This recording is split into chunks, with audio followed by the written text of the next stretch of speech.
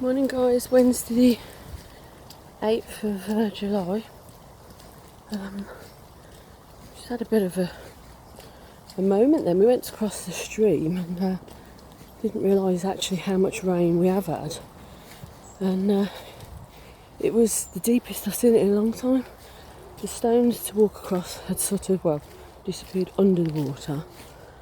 And I sort of tried a little bit, walked on my heels and sort of thought I'll take the risk a bit, and then just got to a point where I could see that even I've got walking boots on, they were going to be immersed.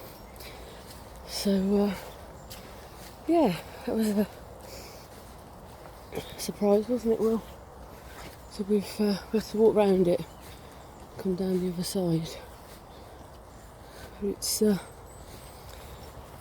unexpected moment, and you try, you take the risk, you go for it, try and think of see if you can get through it, and did, but then decided that it wasn't gonna work for us today. I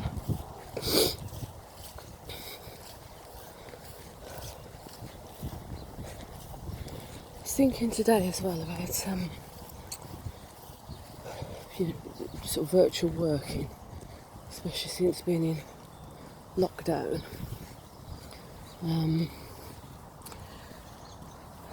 And what that sort of meant, because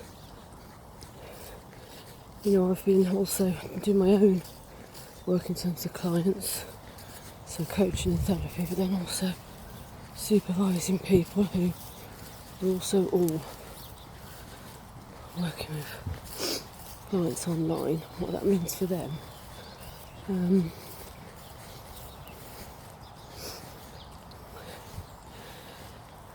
it's been interesting.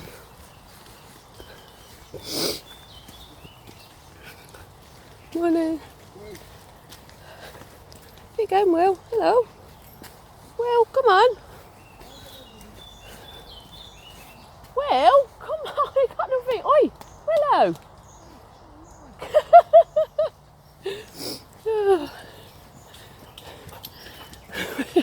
Lou's decided she found the idea of somebody else with their dog more attractive, I think. But yeah, the idea of the online working and what that means, and I think that the flexibility it can offer. I mean, I've took on another therapy client while we were in lockdown. They're in another country. I've also took on another coaching client. They're in a completely different region in UK.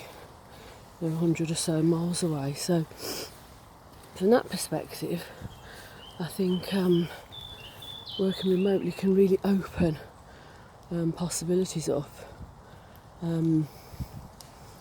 And also, so for example with the adult therapy client, I mean, she's able to create her own space, even though she's in a shared house. She has her own room. There was a point where the internet was sometimes in and out because of what other people were using. So she had spoken to them about perhaps if they could, just for that specific time, they could just use it a little bit less. Let's get my umbrella. It's starting to rain a bit now. So she was in a position where, hold on guys, let's get my umbrella up. She was in a position where she was able to create a space that was, interestingly, I just put the umbrella up to protect myself, and I thought of the notion, she could create a space where she was that was, she could protect it. She felt it was quite safe. She made it clear to others about not being interrupted, and they respected that. And also, because I think there was some element of trauma that needed to be explored, we have actually been able to do that in a way that has felt that little bit more distanced. But actually, it's enabled the space. She has, I think, at times gone to that place of revisiting the trauma, but in her own way, in her own time. And I think having the working virtually, remotely, as opposed to that face-to-face, I think for her has helped in that respect.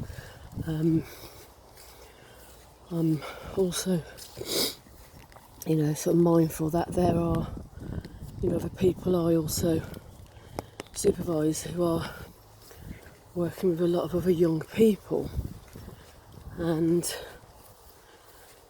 again, I think it comes back to if the space can be protected and created that's sort of safe enough, but also whether the person, so for example the therapist, the coach, the practitioner, can they actually what we'd call hold the space enough so that the person can also feel held. And I think in some cases where people have shared their work with me, I think they've had concerns that perhaps at times they've not felt they're able to hold the space for the client, and therefore the client also hasn't found it as supportive or as holding for them. And that's perhaps the point where they've decided actually it may be that being online at the moment is not necessarily conducive and is going to work for them, and that they may need to work towards face-to-face when that's workable and appropriate. And I think sometimes all these things you don't know until you try.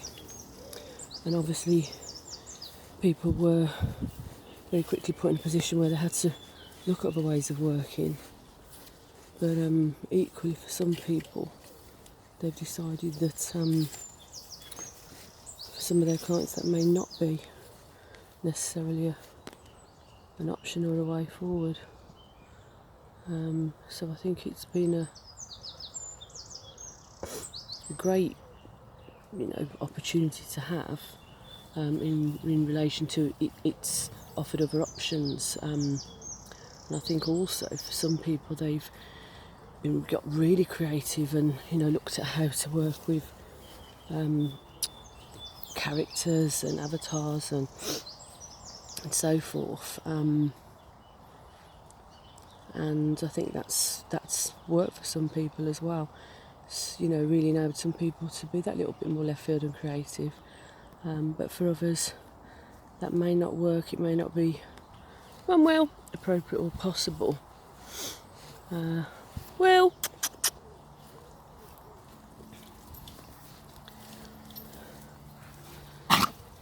Oh, little cough there.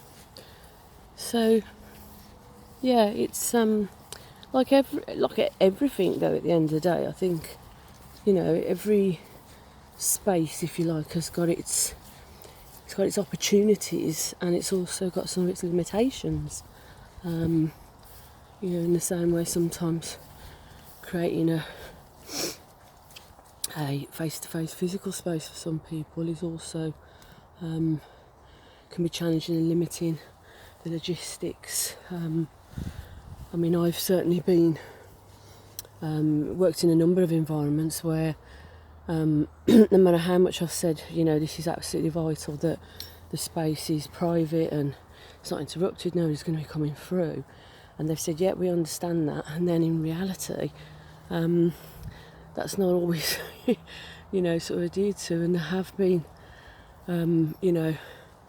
interruptions in spaces that has been very difficult and challenging when you're trying to create that private space for somebody as well. So yeah, I think it's been interesting, and certainly look at the pros and cons, and you know, what works, what doesn't, how people will navigate being able to work moving forwards.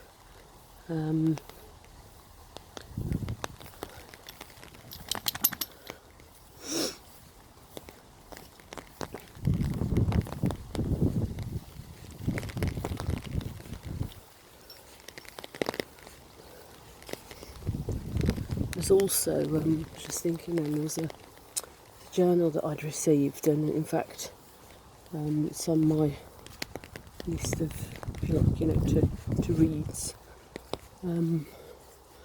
that had a lot of stuff in there about good, if you like, good practice with how people had been using online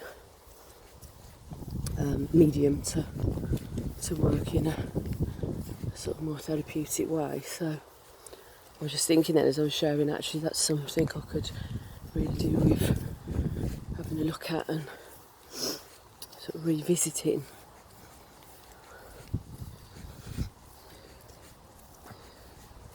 And also thinking about the notion that if you are in a position where, for example, you've purely been working with somebody online, that's where you started with a client, and then as you know, time sort of changes, as we're able to perhaps consider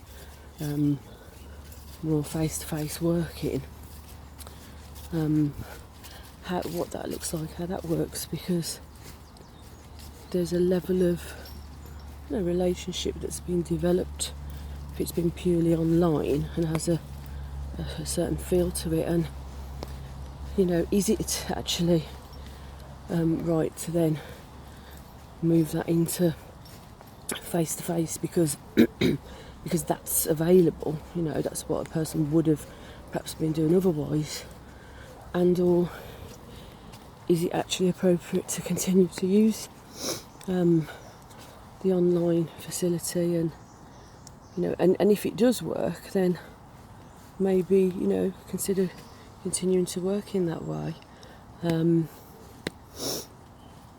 I think it's expectation as well. I think if that expectation was set up in the first place, then I think that's what the person knows. Whereas I think also for some people, where they've been working say face to face for a while and they have that established relationship, and then they've moved online, for some people I think they found that a little bit easier because they've already got an established relationship. For others, they've noticed that maybe it doesn't quite work for them, and that they don't, because of what they had already experienced and expected, that didn't feel quite the same, and maybe didn't necessarily work for the client. Client didn't quite feel the same level of connection for them. Didn't feel that, perhaps again coming back to the space, that they were being held in the same way, in the same respects.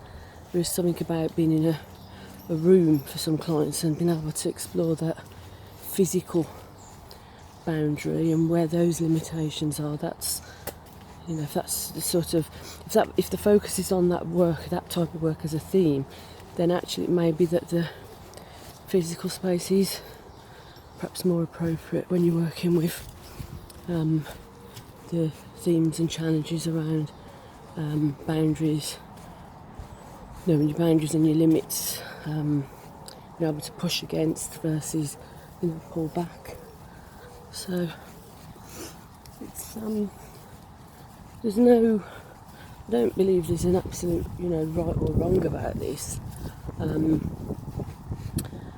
It's more of a, you know, sort of continuing to explore and discuss and open the conversation up to see what works really, what doesn't, what needs to be adapted, how to learn from it, what to learn, you know, what are we learning from this. Yeah, so guys, have the rest of a great wet, I think, by the looks of it. Yeah, that seems the theme. Wet Wednesday. And oh, Willow's already. You'd think she wouldn't want any more water. I shall speak to you a little bit later, guys. Take care, bye.